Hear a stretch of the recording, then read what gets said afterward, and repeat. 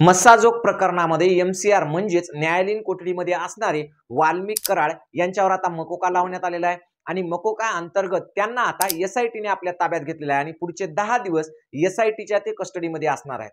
म्हणजेच आता न्यायालयीन कस्टडीतून किंवा न्यायालयीन कोठडीतून आता ते एसआयटीच्या कस्टडीमध्ये गेलेले आहेत। आता प्रश्न असा पडतो की ही एसआयटी नेमकं काय आहे, ही एसआयटी नेमकं कोण नेमतं, ही या एसआयटी मध्ये नेमके अधिकारी कोण असतात आणि या एसआयटीला कालावधी किती असतो। सगळ्यात महत्त्वाचं म्हणजे की या एसआयटीचा जो अहवाल येतो त्या अहवालाचा नेमका त्या गुन्ह्यामध्ये किंवा त्या तपासामध्ये नेमका काय परिणाम घडतो, या एसआयटीच्या अहवालानं नेमकं काय होऊ शकतं, या सगळ्या विषयावर आज आपल्याला चर्चा करायची आहे। पण चर्चेपूर्वी तुम्हाला एक विनंती आहे की तुम्ही अजूनपर्यंत जर एटीएम गुरु हे चॅनल सबस्क्राइब केलं नसेल तर सुरुवातीला हे चॅनल सबस्क्राइब करून घ्या।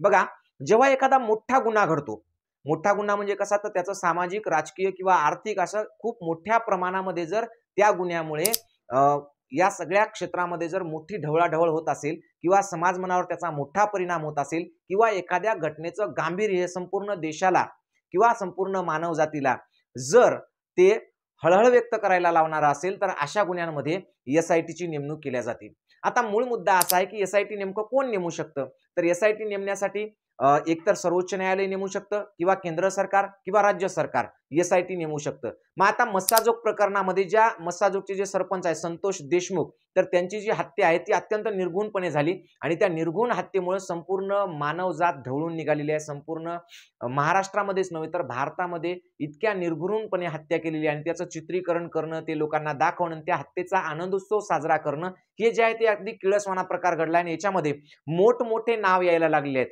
मुळात एसआयटी कधी लावतात तर साधारणतः ते प्रकरण जर हाय प्रोफाईल असेल, तर हाय प्रोफाईल म्हणजे काय की त्याच्यामध्ये जर मोठमोठे नाव असतील, मग ते सामाजिक क्षेत्रातले असो, राजकीय क्षेत्रातले असो किंवा मग ते आर्थिक क्षेत्रातले असो, जर असे मोठे माणसं जर त्याच्यामध्ये असतील किंवा त्यांचं इन्व्हॉल्युशन असेल किंवा त्यांच्यावर जर आरोप झाले असतील तर निष्पक्षपातीपणे त्याचा म्हणजे तपासणी होण्यासाठी ही एसआयटी लावण्यात येत असते। आता मूळ मुद्दा असा आहे की खरंच एसआयटी मध्ये अधिकारी कोण असतात, तर एसआयटी मध्ये उच्च न्यायालय किंवा सर्वोच्च न्यायालयाचे निवृत्त न्यायाधीश असतात जे त्या एसआयटीचे प्रमुख असतात आणि मग त्याच्या सोबतीला इतर अधिकारी असतात। आता ही एसआयटी काम कसं करते, तर ही एसआयटी अगदी स्वतंत्रपणे काम करते। एकदा एसआयटी नेमल्यानंतर त्यांच्या तपासामध्ये किंवा त्यांच्या प्रक्रियेमध्ये कोणीही अडथळा निर्माण करू शकत नाही। अगदी ज्या सरकारने ती नेमलेली आहे ते सरकार सुद्धा त्याच्यावर अडथळा आणू शकत नाही, त्यांना आपली तपासणी करण्याचं पूर्णपणे स्वातंत्र्य असतं।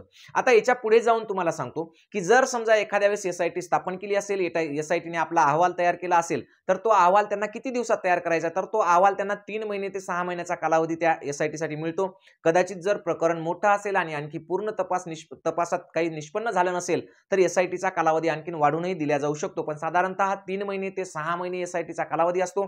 आणि या एसआयटीच्या कालावधीमधून जो काही अहवाल येतो तो अहवाल जर राज्य सरकारने एसआयटी नेमलेली असेल तर राज्य सरकारला, केंद्र सरकारने एसआयटी नेमली असेल तर केंद्र सरकारला आणि जर सर्वोच्च न्यायालयाने एसआयटी नेमली असेल तर सर्वोच्च न्यायालयाला तो अहवाल दिला जातो। मूळ प्रश्न असा आहे की या अहवालामुळे नेमकं त्या प्रकरणात काय फरक पडतो किंवा या अहवालाचा त्या प्रकरणाला काय फायदा होतो।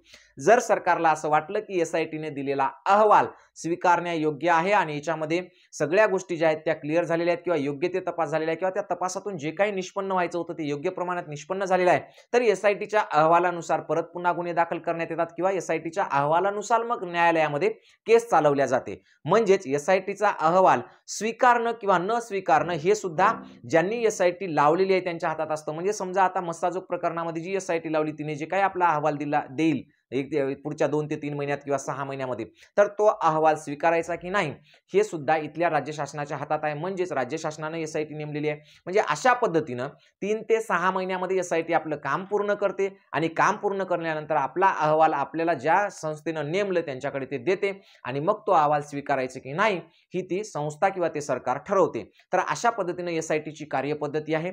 एसआयटी ही फक्त आणि फक्त हाय प्रोफाईल किंवा जे खूप मोठे प्रकरण असतात त्याच गोष्टींमध्ये लावली जाते, इतर वेळी एसआयटी लावली जात नाही। सध्या मस्साजोग प्रकरणामध्ये सीआयडी कडे तपास चालू आहे, क्राईम ब्रांच कडे तपास चालू आहे, स्थानिक पोलिसांकडे आणि एसआयटी कडे आहे। याच्या सगळ्यांच्या संगनमताने एक विशिष्ट अशा प्रकारचा अभ्यास केला जाईल आणि त्याच्यातून जे काही निष्पन्न होईल, जे काही त्याच्यातून समोर येईल ते कोर्टामध्ये चालणार आहे। त्यामुळे बऱ्याच आता वावड्या उठत आहेत की इथं एसआयटी मध्ये काय होणार आहे किंवा हे इथं निष्पक्षपातीपणे चौकशी होईल का किंवा होणार नाही, तर हे सगळं निष्पक्षपाती पक्षपातीपणेच आता करावं लागणार आहे, कारण SITचा अहवाल वेगळा, CIDचा अहवाल वेगळा आणि स्थानिक पोलिसांनी जे काही नोंदवलेलं आहे, जे काही पुरावे मिळवले आहेत ते वेगळे.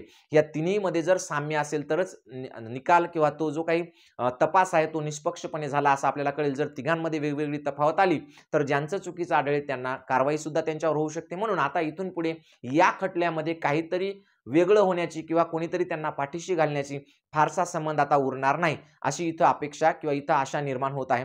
त्याचबरोबर सगळ्यात महत्त्वाचं म्हणजे आणखी काय आहे, तर जर समजा तुमच्या घरातील मुलं किंवा लेकरं अजूनही शाळा शिकत असतील आणि त्यांच्या शिक्षणामध्ये जर काही अडथळे असतील किंवा पैसा हा त्यांच्या शिक्षणातला अडथळा ठरत असेल, तर आपल्या ATM गुरु एज्युकेशन या ॲपमध्ये जे प्ले स्टोअरला उपलब्ध आहे, या प्ले स्टोअरमधून जर तुम्ही ATM गुरु एज्युकेशन हे ॲप घेतलं तर मराठी व्याकरण असेल, पोलीस भरती असेल किंवा मग नवोदय असेल, तर ह्या सगळ्या बॅचेस त्या ॲपवर आहेत. ते ॲप डाउनलोड करा आणि जास्तीत जास्त लेकरांनी त्याचा फायदा घ्या, कारण त्याला कोणतीही फीस नाही, विनामूल्य आहे. ते अगदी फुकट तुम्ही घरबसल्या अभ्यास करू शकता आणि तेही दर्जेदार शिक्षण घेऊ शकता.